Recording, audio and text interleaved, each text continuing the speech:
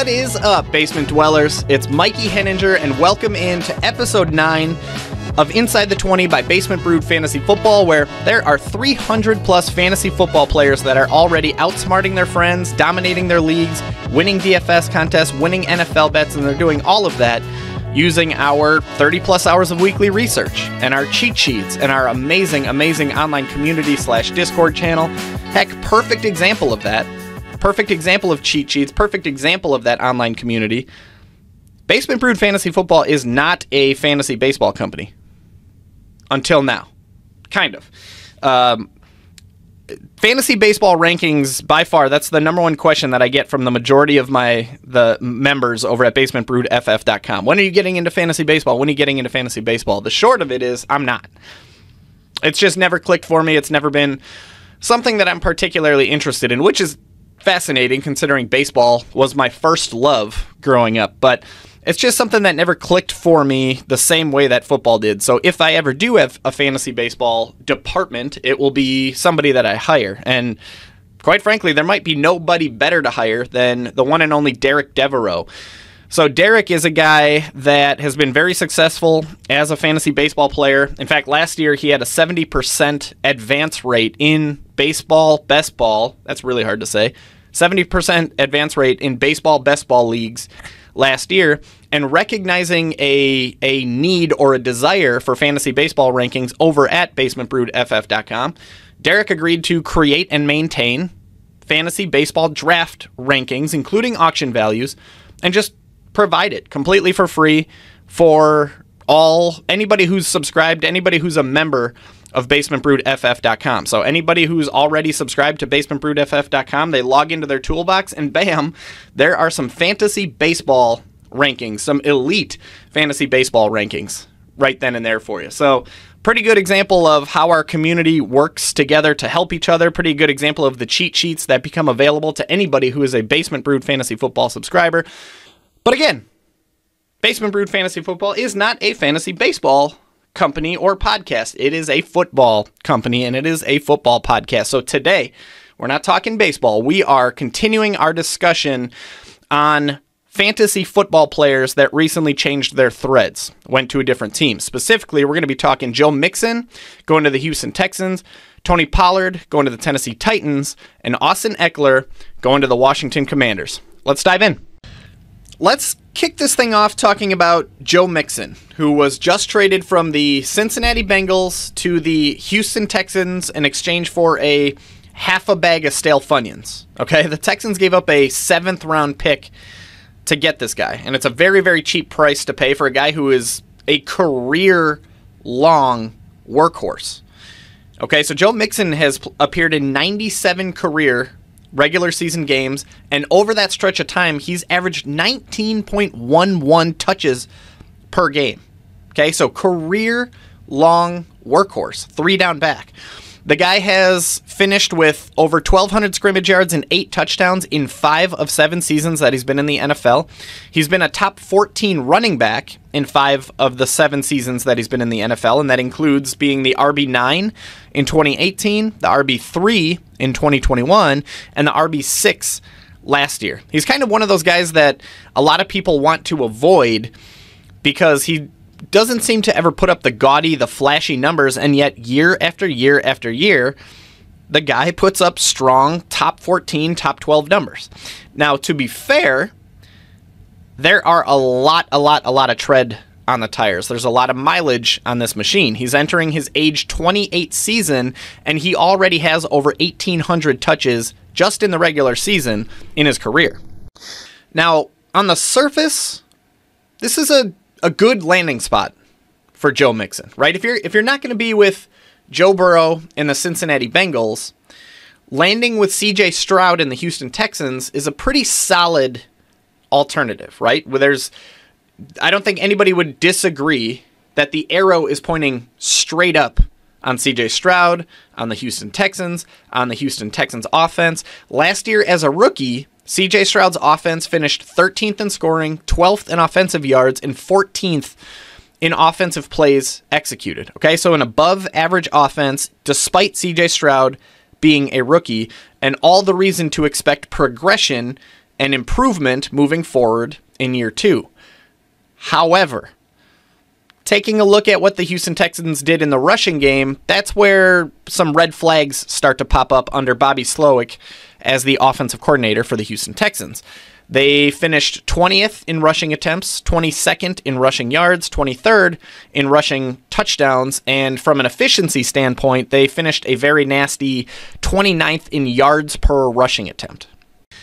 Now, if you've been paying attention to previous episodes, then you already know what I'm going to do next. I always think it's really important to to drill in one layer deeper, to take a look at that micro level, take a look at that individual level, and see if we can find some hope and optimism regarding how individual running backs performed in Bobby Slowick's system last year. However, when you do that, when you double click and when you dive in, it's pretty ugly there too. It's pretty ugly at the individual level.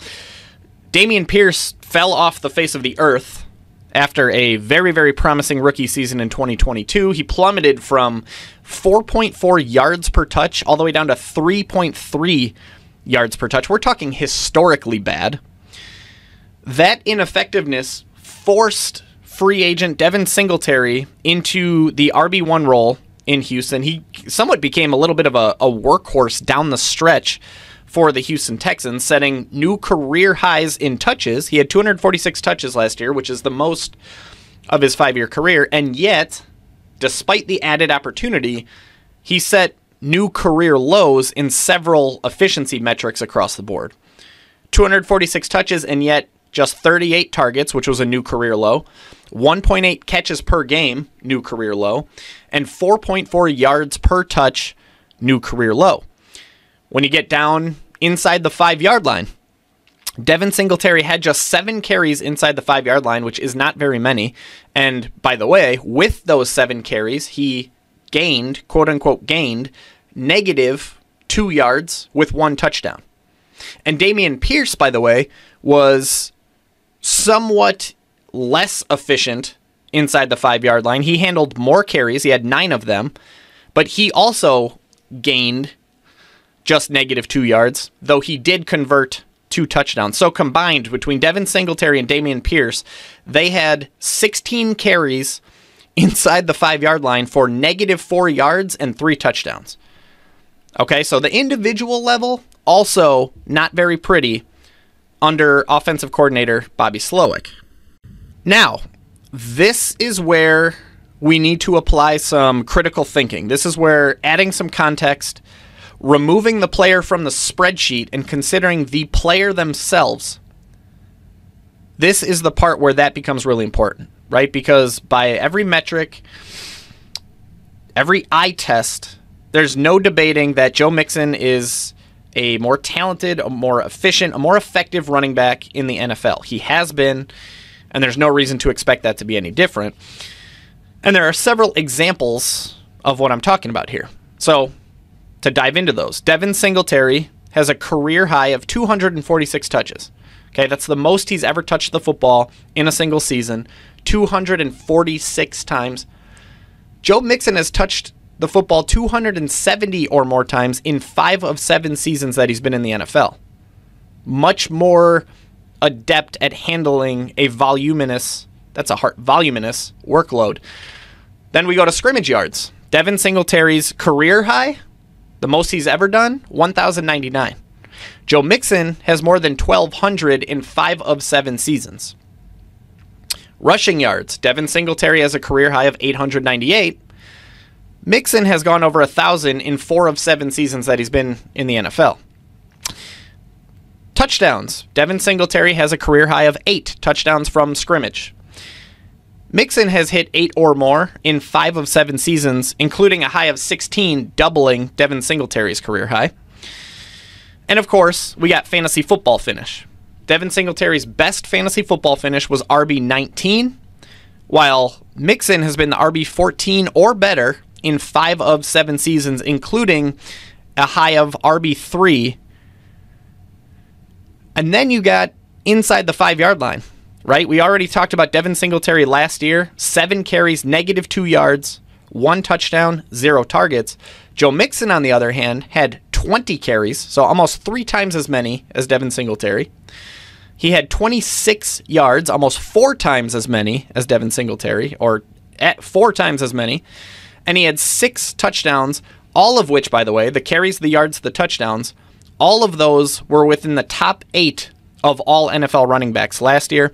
Mixon also caught 2 of 3 targets for 7 yards and another touchdown, and he has 16 or more touches inside the 5-yard line in 3 straight seasons. Okay, so there's a reason that Houston let Devin Singletary walk away. There's a reason that they made a move to acquire Joe Mixon. It's plenty safe to assume that Joe Mixon in the Houston Texans offense is going to be more successful than Devin Singletary was in the Houston Texans offense.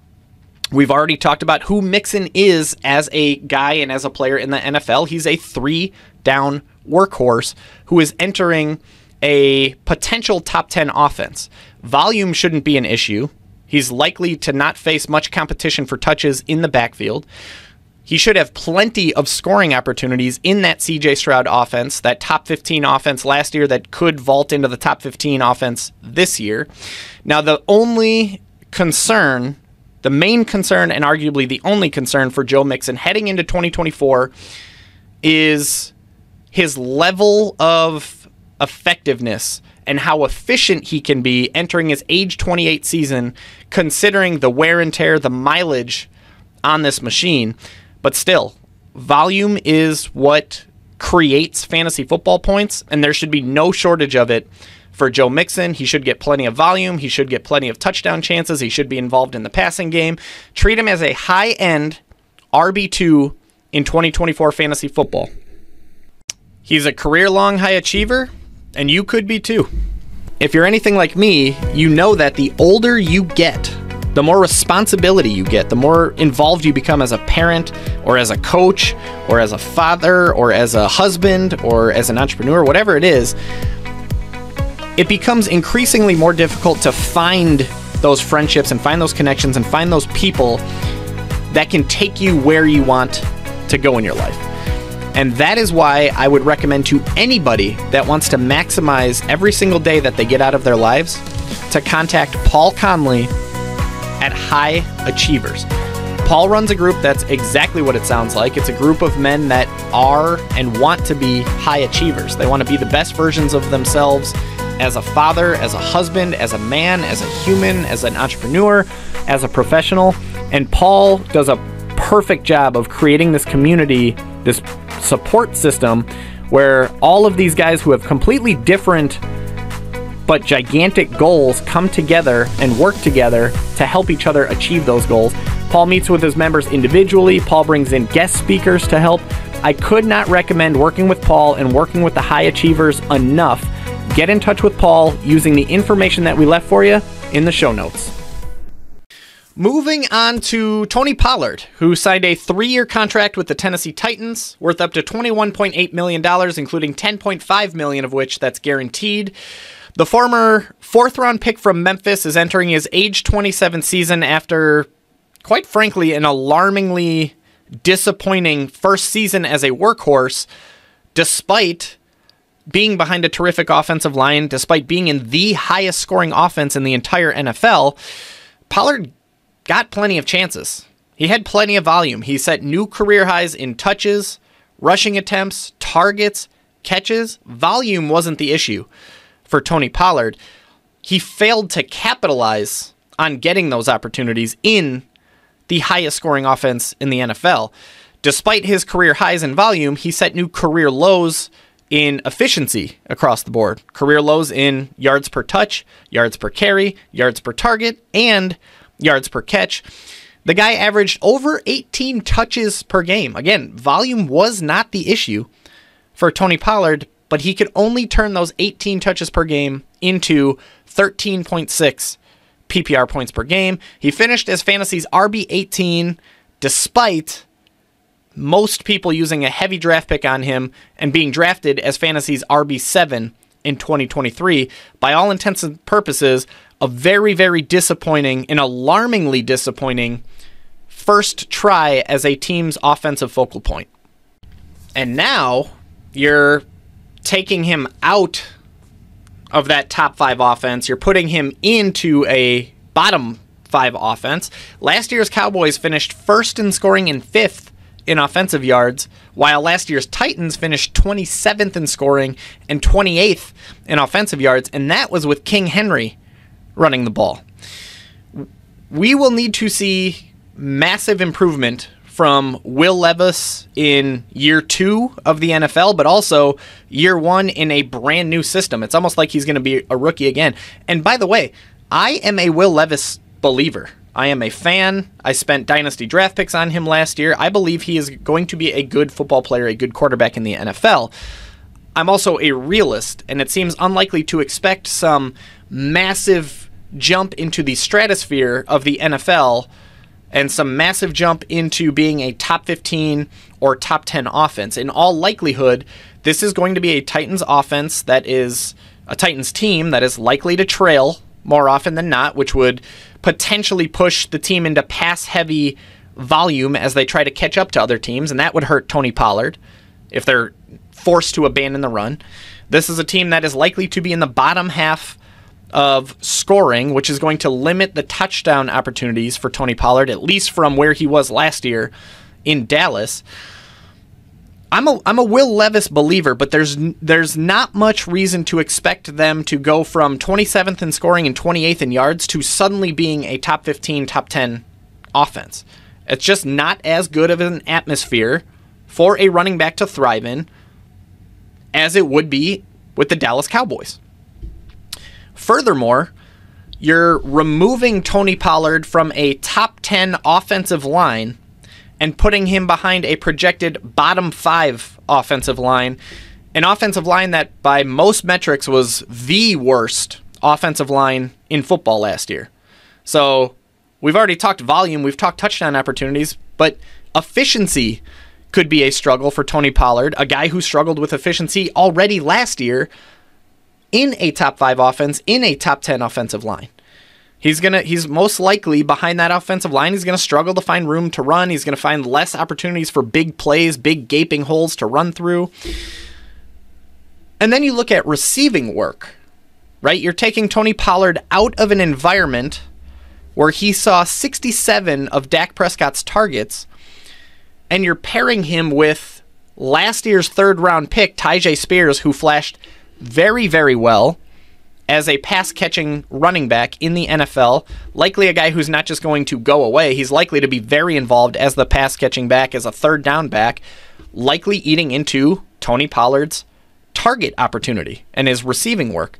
So we're talking an arrow that's pointing down from where he was last year, from where Tony Pollard was last year on volume, touchdown opportunities, efficiency, targets. It's very, very hard to find optimism when projecting Tony Pollard in 2024 fantasy football.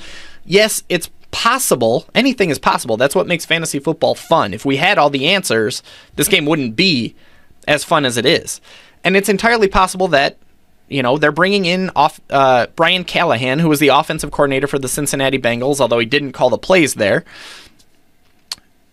But still, we would need to see a complete transformation of that offense and of that team. We would need to see a night and day difference from the Tennessee Titans offense for Tony Pollard to see some optimism as a 2024 fantasy football asset. And even then, why should we think that he's going to excel in that environment when he couldn't do it with a Dallas Cowboys offense that was number 1 in scoring and number 5 in offensive yards last year?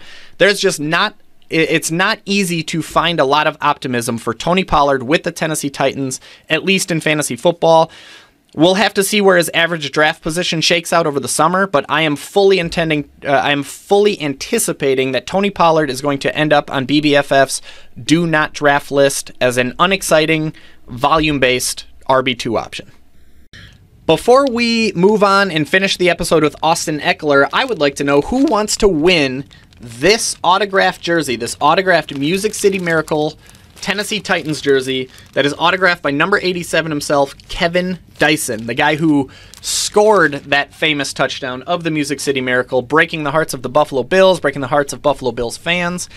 Kevin Dyson is also the same guy who just a few weeks later in Super Bowl 34 came up 1 yard short of tying the game in Super Bowl 34 as the clock expired in what ultimately amounted to a loss to the St. Louis Rams. We're talking about a guy that was on the very high end of the emotional roller coaster with the Music City Miracle and on the very low end of a devastating play in Super Bowl 34. I sat down with Kevin Dyson last Saturday and we talked about those plays. We talked about the Music City Miracle and we talked about coming up 1 yard short, and we talked about him and his brother being the first brothers to score touchdowns in the same game, and we talked about his time in the NFL. We talked about a lot, including questions from you, the audience.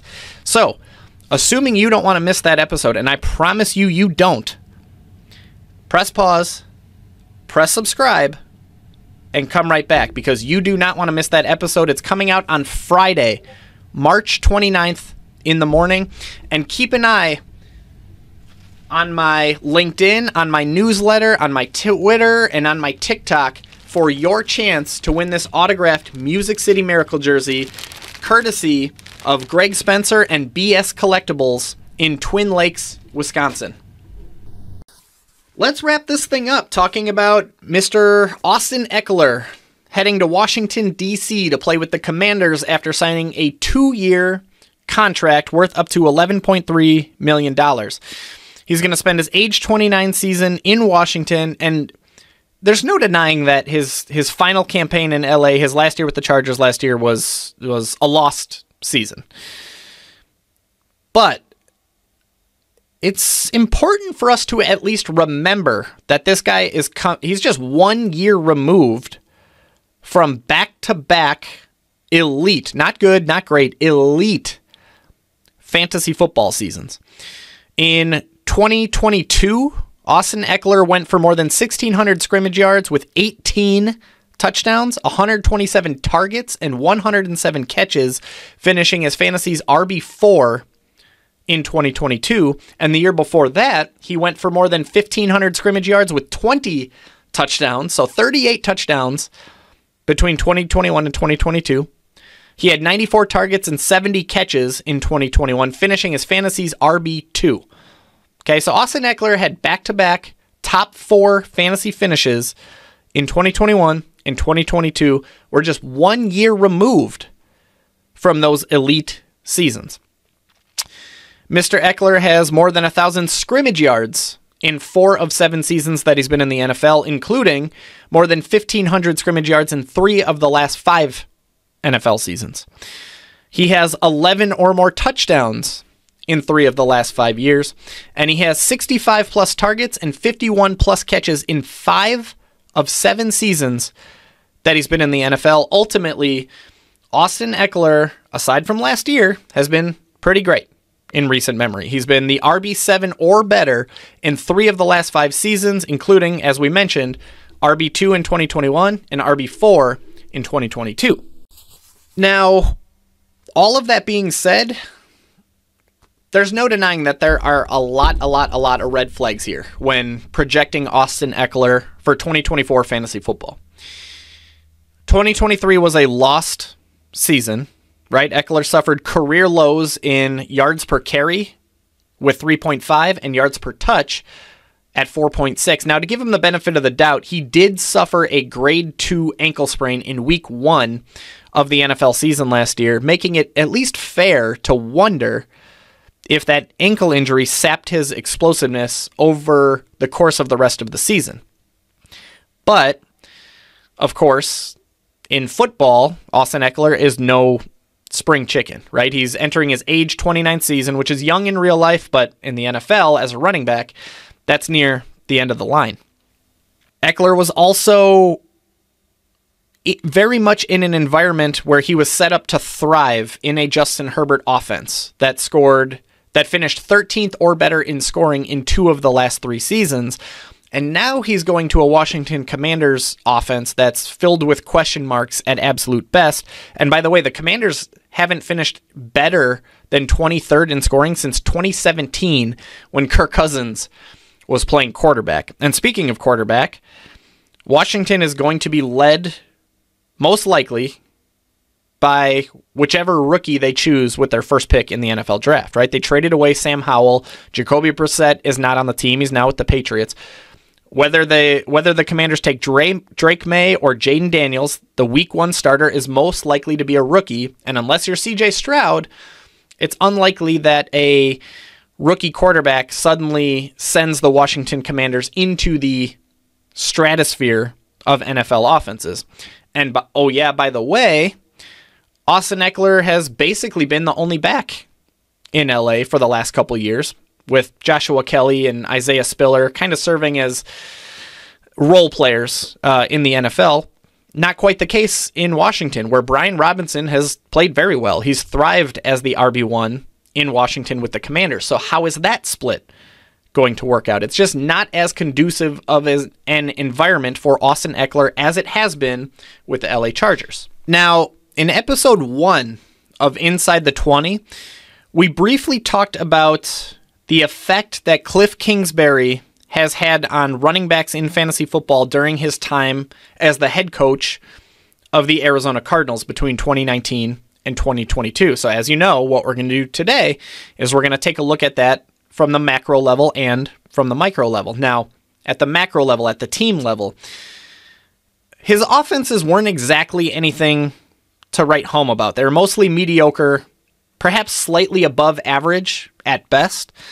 They were mediocre in scoring, those Cardinals, finishing 16th, 13th, 11th, and 21st in those 4 years in scoring. They were up and down in offensive yards. They finished 21st, but also 6th and 8th, but then again 22nd in offensive yards. They were up and down in rushing attempts, finishing 19th, 6th, 7th, and 20th. And they were mediocre in passing attempts, 18th, 15th, 18th, and 4th. Okay, so at the macro level, at the team level, Cliff Kingsbury's Cardinals between 2019 and 2022 weren't exactly anything to write home about or get particularly excited about, though they weren't bad either. They were perhaps slightly above average. So let's dig in to the micro level. Let's dig into the individual level. And when you do that, it gets quite a bit more encouraging when you study how individual running backs performed in the Cliff Kingsbury system between 2019 and 2022 with the Arizona Cardinals. The RB1 most frequently averaged between 15 and 19 touches per game, and that was usually a combination of Kenyon Drake for the first 2 years and James Conner over the last 2 years.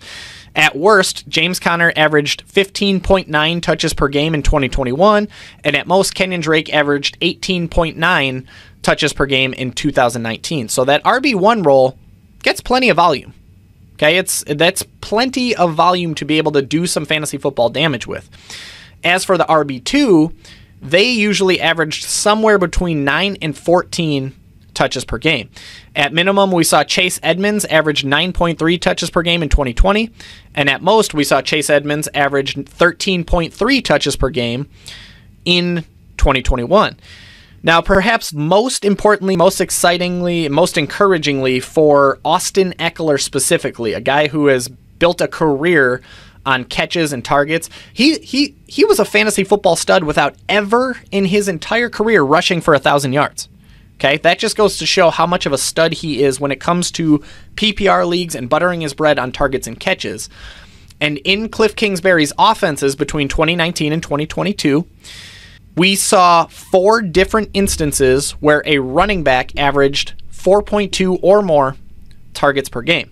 Kenyon Drake averaged 4.4, Chase Edmonds averaged 4.2 and 4.4, and James Conner averaged 4.5.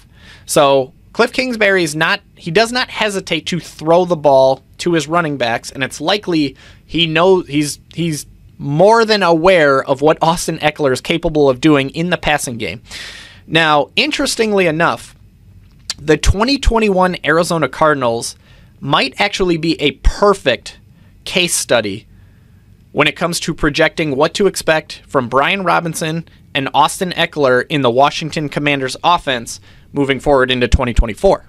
So 2021 is the year that James Conner came to town for the Arizona Cardinals and the Cliff Kingsbury offense. And in that first year, he immediately averaged 15.9 touches per game, but just 2.3 targets per game. So he got plenty of volume. He got plenty of rushing attempts on first down and second down and short yardage and goal line opportunities. And he was the guy that they put the ball in his belly when they were trying to salt the clock away in the second half, but he wasn't very involved in the passing game. Fair to wonder if that is a perfect blueprint for Brian Robinson, a perfect first and second down banger, a perfect short yardage back, a perfect goal line back, that perhaps they want to limit his usage in the receiving game, which moves us on to our next running back in the system. And in 2021, that RB2 was Chase Edmonds.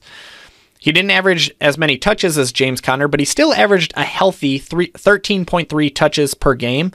And more excitingly, that included 4.4 targets per game. He was the preferred pass-catching back in the Arizona Cardinals offense.